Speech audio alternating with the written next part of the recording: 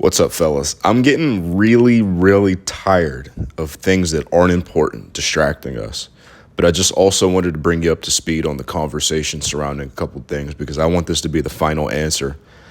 I have a full week of training that I'm going to chat about as well after this, but for now, we've all seen the Dr. Mike Technique Cyborg videos along with the new lifters getting used for rage bait and engagement, and then the Jeff Nipper tier list hot takes and all the response videos. And then there's always somebody crying about something on Instagram. If it's not one thing, it's another. And that shit is getting old, which is my huge problem. But people have been asking me to weigh in, so here we go. First and foremost with the Jeff tier list talk, okay? First, I'm going to say that it was a good friend of mine, Faz Lifts, who said that advanced lifters have lifting amnesia sometimes. In other words, they tell you to do things to get big that they either didn't do or they just undercut what they did in terms of getting big. This isn't because they don't want to help you. It's just because as naturally you progress as a lifter, your perspectives change on things, and what you do now is different from what you did then. That's not the same, though, as just learning how to do something better and teaching it differently than you did it, right? So sometimes we get jacked doing things that are just truly dumb or suboptimal. This is doing something like, for example, recommending that people still do bench press, but they use a certain technique, or they explore using like a camber bar or dumbbells for more range of motion, which is totally fine ultimately because the core of what worked for you and what you actually did is still there. Lifting amnesia is getting rich off of investing in bench press and telling people to invest in this new fancy cable press around stock that you just discovered instead. If you have a viewer that has all that information and they choose to invest in the cable stocks knowing that they got big off of bench, I can't help you, bro. There has to be some personal accountability there to use your critical thinking skills and decide if something is a good move for you before you just blindly do it. But that being said, man, don't let the good outweigh the bad. This is something that really pisses me off actually as well. Unfortunately, a lot of people are only going to remember you for the last thing that you did or said. So if you told them no, that's what they're going to remember you for. If you said do press arounds, they're on the same tier as bench, that's what they're going to remember you for. But that is so short-sighted, man. Don't let the good outweigh the bad. He still puts out great info. Now, regarding the Michael Israetel Technique Cyborg stuff, just use a common sense eccentric on your lifts, man. Control it on the way down, but don't be a try-hard. That's as complicated as you need to make it. It's enough said. Why are we still talking about this, though, man? Rage bait, clickbait. He's putting these guys that are new into the gym, slamming the machines, lifting small weights, because I think on some level they want people to click and leave a comment to say that, man. One thing I'll leave you with just to think about is the more that you click on and engage in shit like that, the less he's going to do like his technique breakdowns and the workout videos and shit. And the more he's going to do Athlean X, Joel Seaman shit like that, man. He's only doing it because you're clicking on it. So just stop clicking on it, man. And yeah, there are people that absolutely deserve like harsh criticism and things of that nature. So like the Ben fellow on Instagram that plagiarized Coach Cassim, or Greg Doucette when he launched that copyright strike at GVS. But clickbait, it's like with boycotts, man. You vote with your dollar. Just stop clicking on it. And on some level, I get it. Lifting weights is very repetitious. It's the same or similar thing every time. And when you have this adversarial opinion or hot take or whatever, you're like, oh, this is something fresh that I get to attack.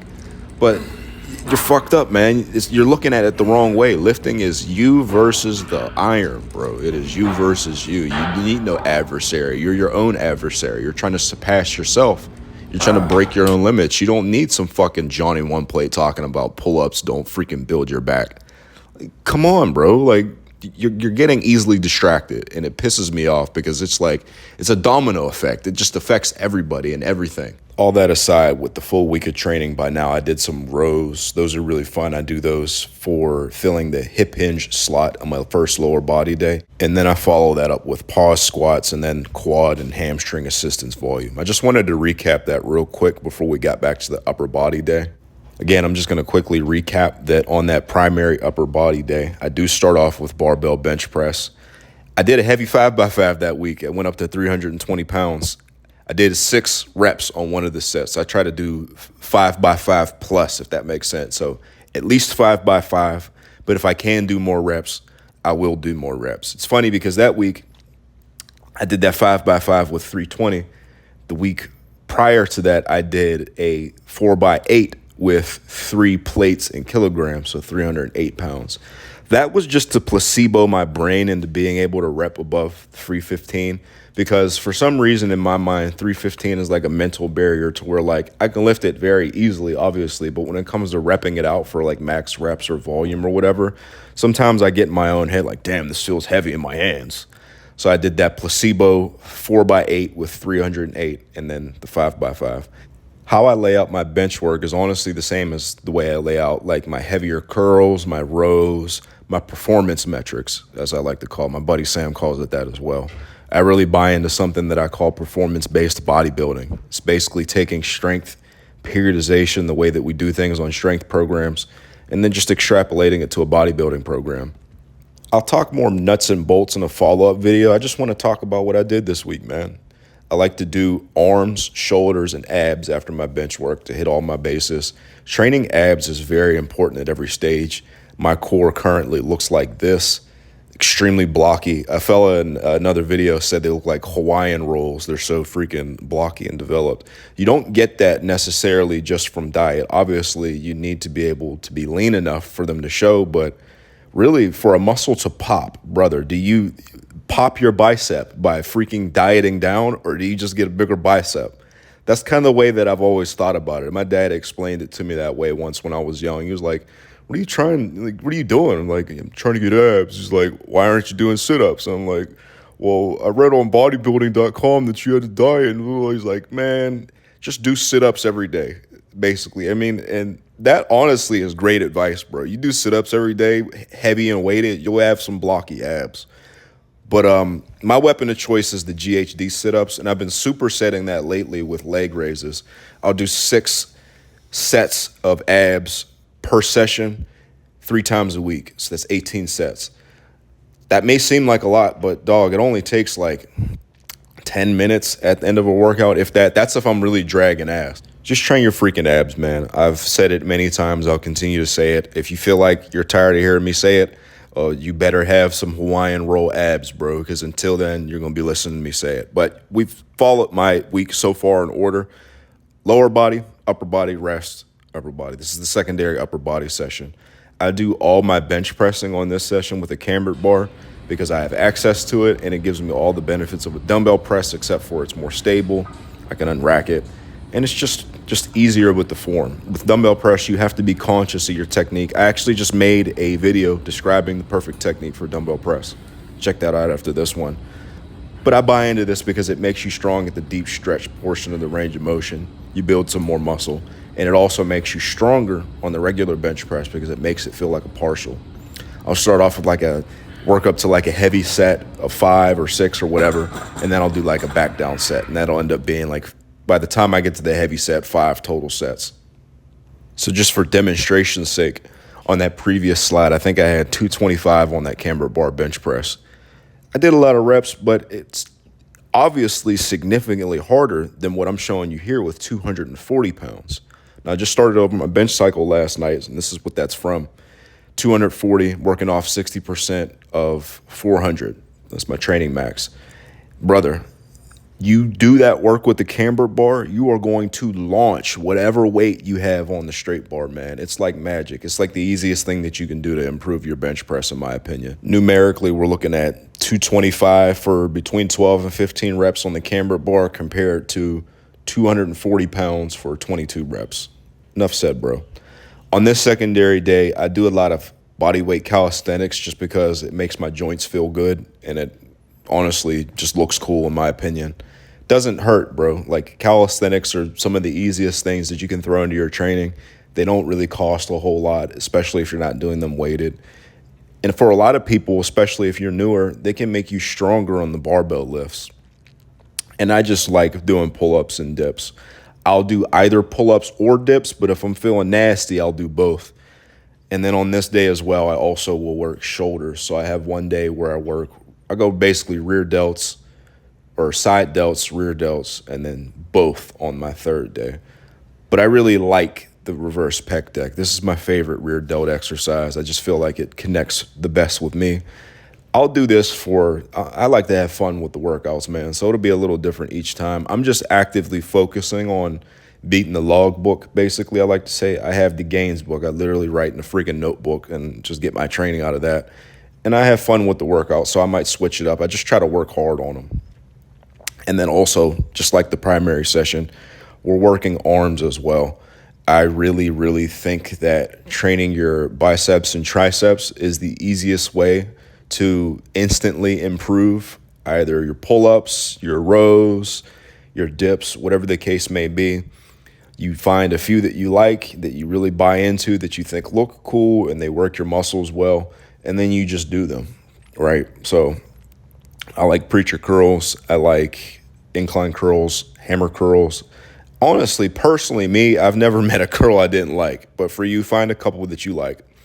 Here, though, I'm doing a new style of press down, or at least doing it in a different way.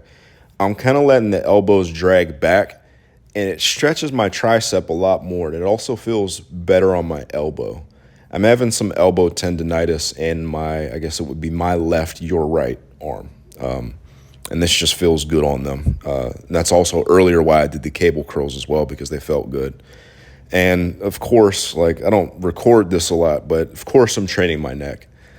Not as much as I did at some point, just because honestly I want to maintain what I've built, but I still do train my neck on those upper body sessions when I feel like it, basically. Honestly, I'm pretty, not lazy with it, but the work that you need to do to maintain your muscles is much different from what it would take to build it, right? So I was training it every day to build it, but I train it like once or twice a week now to maintain it. Now, moving on to this second lower body session, how I'll start it off just depends upon where I'm at with it. So I do RDLs on this day primarily as my heavy hip hinge. But after I hit like a heavy set of it, like I did here after Toriyama passed away, I just rushed ahead to the end of my heavy cycle and just wanted to horsecock 5 plates just because the weight room is a good release sometimes, man. I'll put it like that. But if it's after that, I'll do some sort of row or some other hinge to pivot into that next block. So next week I'll do RDLs again. If I am doing rows, though, I'll do either regular heavy rows like I usually do on my first upper body session, or I'll do, I guess, I saw the Technique Cyborg videos. Like, man, I'll try out the Technique Cyborg flexion rows. Tried those out. They felt okay, but the setup was ridiculous, and there's no shot that I'm doing that every time I need to work out my lower body. That's ridiculous. But it felt good. Now, for the squat stuff on this day, it's fun because I like doing a workout that I got from Evan Centopani. Basically, dude, you just do 8 reps with a top set weight. Don't go to failure, though, because you're going to instantly be taking a plate off, putting a 25 on, and then doing the exact number of reps that you just did. And if you think that sounds easy, I dare you to try it. As you can see, in real time here, the swamp-ass sweat will start to collect very rapidly on my sweatpants, okay? So it's difficult. It's a good way to get in a good workout in a short amount of time with a low amount of weight. And for skeptics that say, well, you need more weight on the bar to have big legs, not only can you see how chunky my legs are here, but here you can definitely see how chunky my legs are. This is the shit that I've been doing since, when did I meet up with Omar? I think it was in October. He just opened up my mind completely to like the fact that I could do more than 1 or 2 exercises per workout for legs. And I'm like, say no more. So yeah, this is what I've been doing for legs. On that note, here's something I'm going to leave you with. When we listen to a lot of the golden era chatty bodybuilders, I'm not talking about just Arnold. Lee Haney, for instance, complete mutants. Honestly, no disrespect to Arnold, I feel like Lee Haney just had a significantly better physique. He always would talk about how he never went higher than 4 plates on the squat and just did a bunch of reps, bro. Like, just do what works for you, man, and this is what I've found to work for me. Now, am I telling you not to try to progressively overload your squat? No, that's fucking stupid. What I'm saying is that although getting a bigger squat is a reliable and predictable way to get bigger legs, you can't just go heavy every time that you squat. You need to have something in your pocket to do to be able to train and get in a good workout on those other days. Last thing that I want to talk about, this is just my updated thoughts surrounding like quality of the squat pattern and things of that nature before we get into the last upper body day. In the past, I've always said, keep the squats in your quads as much as possible. What that means is that, yeah, you should try to make every squat very quad dominant, but not every rep has to be perfect. There's like an allowance for how much you can kick back into your hips. I'll put it to you like this, man. Are you going to take 6 perfect reps or 15 good enough reps? It's the way that I look at rows, the way that I look at squats. It's like we have to be able to look at the grand scheme of things. If you take those 6 perfect reps, that's fine, but you're leaving a lot on the table. What that does not mean for people that are going to say this or put words in my mouth, that doesn't mean just use shit form and turn it into a standard good morning. That means that the squat is a compound movement that uses the glutes, the lower back. If you need to kick back into those things to help them assist the quads, you're just brutalizing the quads more. Now, if you start to get to the point where you're not using them at all, you're fucking up, but that's not what I'm telling you to do. So just think about that. Last and final thing is my 5th session. I call it my recovery upper body workout. Structure-wise, it's pretty similar, except for I try to keep everything pretty light. There are things that I will go heavy on this day, like certain arm exercises. But for the most part, this is just extra practice, extra volume. We're flushing blood. We're getting the pump. We're just recovering. It's not totally different in terms of the structure, though. So it's bench, arms, shoulders, abs, neck work if I feel like doing it. But that has been my full week of training, fellas. I'm going to be following up with this maybe this week with a full programming breakdown of my program. I'm also going to be releasing a full breakdown of my 4 new programs. They'll each get their own video in my Beast Slayer series. Those are on early access in Patreon right now. People have been really enjoying them. I'm going to make some final edits before I make them public. But yeah, man, this has been my full week of training. I hope you enjoyed it. If you have any questions, let me know. Make sure you watch these videos now that you've watched this one. I'll see you later. Have a great day.